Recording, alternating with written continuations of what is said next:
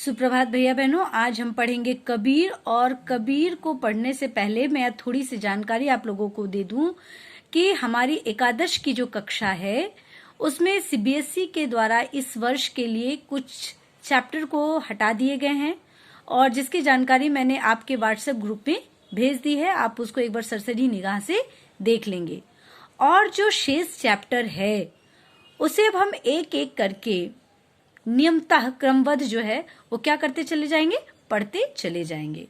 आज जो है हम लोग सबसे पहले कबीर से शुरू करते हैं। क्यों शुरू करते हैं कबीर से? क्योंकि इसके बारे में मुझको लगता है कि प्रत्येक बच्चों को कुछ ना कुछ जानकारी जरूर होगी।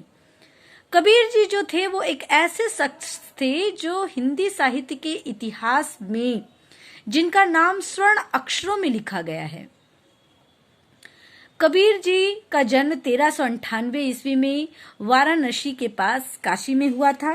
ऐसी मान्यता है कि उन्होंने एक विधवा ब्राह्मणी के गर्भ से क्या लिया था, जन्म लिया था। और लोक लाज से बचने के लिए वो ब्राह्मणी जो थी उन्हें एक लहरताला जो नामक तालाब था उसके किनारे इनको रख दिया था। किसको? कबीर जी को। तब नीरू और नीमा नामक एक दंपति ने जो है इनका पालन पोषण किया। किनका? कबीर जी का। और इसीलिए नीरू और नीमा को कबीर जी के माता पिता के रूप में जाना गया। कबीर जी के दो बच्चे थे, दो संतान थी, कमाल और कमाली। अब हम लोग बात करते हैं कि कबीर जी जो थे वो किस धारा के कवि थे। तो ये निर्गुण धारा के कवि थे। कौन? कबीर जी। निर्गुण धारा क्या है मैं इस पर अभी आगे परिचर्चा करूंगी। सबसे पहले हम लोग जान लेते हैं कि कबीर जी के जो गुरु थे वो रामानंद जी थे। इनकी जो मृत्यु थी वो 120 वर्ष की दीर्घायु में हुई। कहाँ हुई? मगहर में हुई। कब? 1518 ईस्वी में। यदि हम इनकी रचनाओं के बारे में बात करते हैं तो इनकी रचनाएं जो हैं वो कबीर ग्रंथावली में क्या है, संकलित है। किसके नाम से? बीजक, रमैनी और सबद के नाम से। अब यदि हम इनके साहित्यिक विशेषताओं पर परिचर्चा करते हैं तो हम जानते हैं कि कबीर जी जो थे वो मूलतः संत कवि थे। एक बात और मैं बता दूं कि कबीर जी जो थे उनके बारे में कहा गया है कि वो अनपढ़ थे। उनके बारे में यह भी कहा गया है कि मसी कागज छियो नहीं, गयो नहीं कबहू हाथ, यानी उन्होंने कागज कलम को कभी हाथ भी नहीं लगाया। अब प्रश्न ये उठता है कि यदि उन्होंने कागज और कलम को कभी हाथ भी नहीं लगाया तो उनकी ये जो रचनाएं हैं वो कहाँ से आई? तो उनके जो शिष्य थे, किसके शिष्य थे? कबीर जी के जो शिष्य थे, जब कबीर ज्ञान दिया करते थे तो वो उनको क्या करते थे, लिपिबद्ध किया करते थे, जो किसमें मिलता है?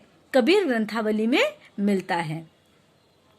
तो हम लोग अभी विशेषताओं के बारे में बात कर रहे थे, उनकी साहित्यिक विशेषताओं के बारे में। तो उन्होंने ईश्वर के प्रति अपनी क्या की है, भक्ति को प्रकट की है। उनका विश्वास था कि ईश्वर जो है वो हमारे क्या है, हृदय में है, मन में है। उन्होंने कहा, मुँह को कहाँ ढूंढे रे बंदे, मैं तो तेरे पास में, ना मैं मंदिर ना मैं मस्जिद, ना काबे कैलाश में, ना तो कोनो क्रियाक्रम में ना ही योग वैराग में, खोजी होय तो तुरंत मिलहो पल भर की तलाश में। वो क्या कहते थे कि मुझको कहाँ ढूंढते हो, मैं तो तुम्हारे पास में हूँ, ना मैं मंदिर में हूँ ना मैं मस्जिद में हूँ, ना काबे ना कैलाश में, मैं तो तुम्हारे हृदय में हूँ। बस किसकी आवश्यकता है? मुझे क्षण भर ढूंढने की आवश्यकता है। यदि अपने हृदय में आप मुझको ढूंढोगे सच्चे हृदय से तो मैं आपको क्या हो जाऊंगा, स्वतः मिल जाऊंगा। आपको कहीं जाने की आवश्यकता नहीं है। इन्होंने नाम स्मरण और गुरु शरण दोनों को ही क्या माना है, आवश्यक माना है। ठीक है। वो कबीर जो थे वो प्रचंड विद्रोही भी थे। किसके?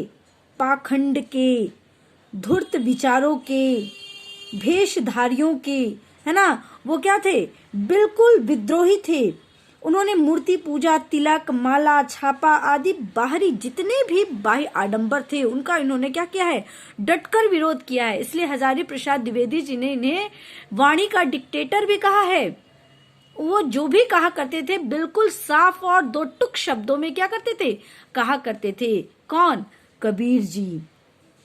ठीक है, उनका प्रादुर्भाव ही उस समय हुआ था जब हमारे समाज में जो थे वो बाह्य आडंबर जो थे वो पूरी तरह से क्या हुए थे, फैले हुए थे। अब यदि हम उनकी भाषा शैली के बारे में बात करें तो उनकी भाषा शैली जो थी वो अनमेल खिचड़ी कही जाती है या फिर सदुकड़ी भाषा कही जाती है। क्यों अनमेल खिचड़ी कही जाती है? क्योंकि उसमें राजस्थानी, पंजाबी, अरबी, फारसी, गुजराती आदि शब्दों का क्या था, मिला जुला प्रयोग था। इसीलिए उनकी जो भाषा शैली है उसको अनमेल खिचड़ी भी कही जाती थी। और यदि उन्हें सदुकड़ी भाषा क्यों कहा गया? क्योंकि वो लोग प्रचलित जितने भी शब्द थे उनका वो क्या करते थे, प्रयोग किया करते थे।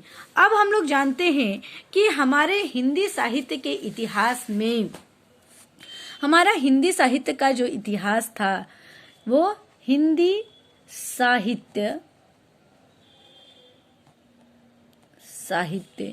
साहित्य का जो इतिहास है उसे क्या किया गया था, 4 काल खंडों में विभाजित किया गया था।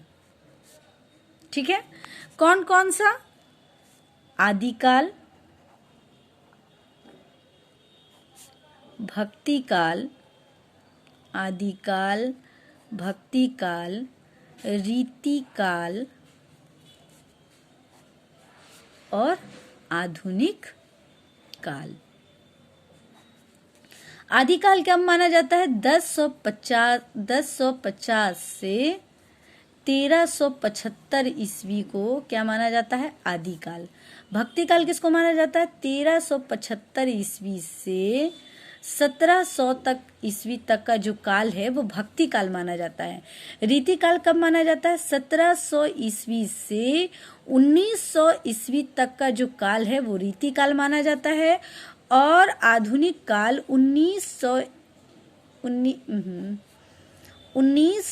ईस्वी से अब तक का जो भी काल चल रहा है वो आधुनिक काल के अंतर्गत माना जाता है। आ रही बात समझ में? तो हिंदी साहित्य के इतिहास में आदिकाल, भक्तिकाल, रीतिकाल और आधुनिक काल 4 कालखंडों में विभाजित किया गया।